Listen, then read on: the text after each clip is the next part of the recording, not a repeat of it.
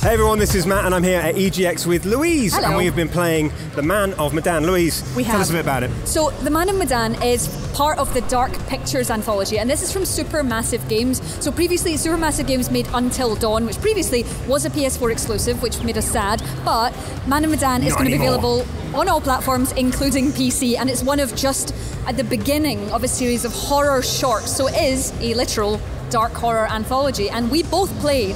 Now what you'll find here is it was 4 sort of teenagers, maybe early 20s. Almost something. They felt a little bit older than Until Dawn, but they're probably going to die, so they arrive. Who cares how old they are? Who cares how old they are? You don't need to care about them because they are going out to hunt for a wreck, which, as you explained to me, is a World War II wreck, right? I believe so, yeah. So the Medan is actually like a real ship that went missing in very mysterious circumstances, and the Wikipedia page, which is truthfully the limit of my knowledge, suggested that the people on board were frightened to death, and everything I think that we saw in the game kind of backs up that origin story. I was frightened to death. I think the interesting thing is Supermassive make very, very cinematic games. They're very narrative based, they're based on QTEs, you're never quite sure what you're controlling.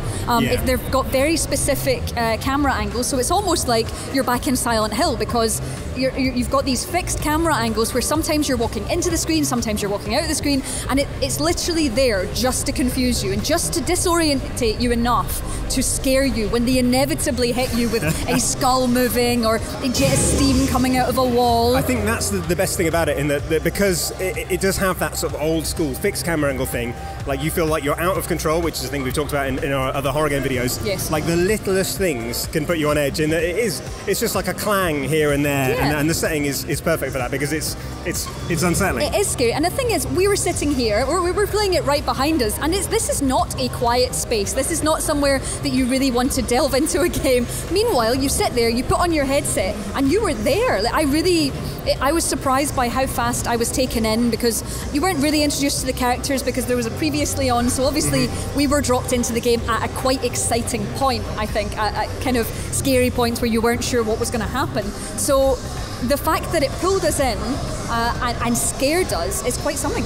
Yeah, and I can't wait to see more about it. The setting as well just seems fantastic, like huge slices of Resident Evil Revelations for me, the sort of dilapidated old shit, and it felt like there was just, I mean, it may even have been quite a linear path that we explored, but it felt like there were areas elsewhere that you wouldn't have seen and things, and it kind of escalated quite nicely, and I just want more. Yeah, even interacting with things, I think you see things on the ground and they glitter slightly, and that's how you know that you can go to them, and you go and grab them, and even just bending over to pick something up, you're not sure what's going to grab you from behind or anything like that. True, And one other thing is just how it looks. Supermassive have developed some kind of mystical facial technology, and the way that they deal with skin, even their humans look dangerously real, and I definitely found that when I played Until Dawn. These are very real characters, and it just feels slightly almost uncanny valley, but not. Yeah, it's close, isn't it? I think that goes back to what you were saying before about just how cinematic it is, and the fact you really can't see the joins as well. Like, even the way that they move around has that kind of weight to it that, like I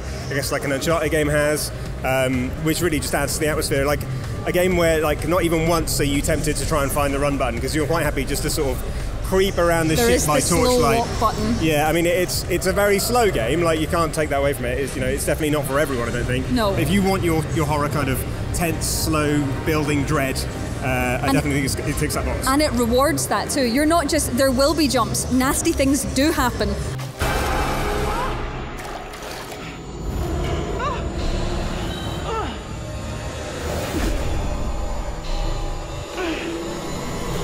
And the things that were happening near the end of that demo, also, choice is a big thing. So you have this compass in the middle of the screen where you either maybe lie to someone or you don't, or you're truthful.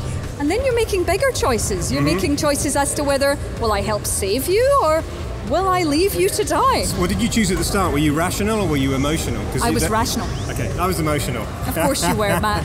Louise is a machine. How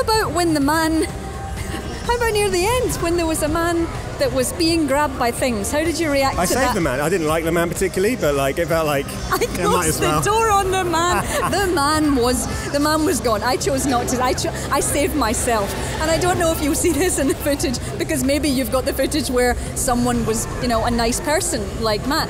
I was not a nice person. I coldly, as Fliss, the person that's taking these people out to this boat, closed the door on the dying man. I would love to say that we'd planned that and deliberately gone in different directions, but no, you are just a monster. I am. We'll conclude with that. I am a monster. But also, Man of Medan out next year, really exciting, and the beginning of a Dark Picture Anthology. So there's going to be more than one.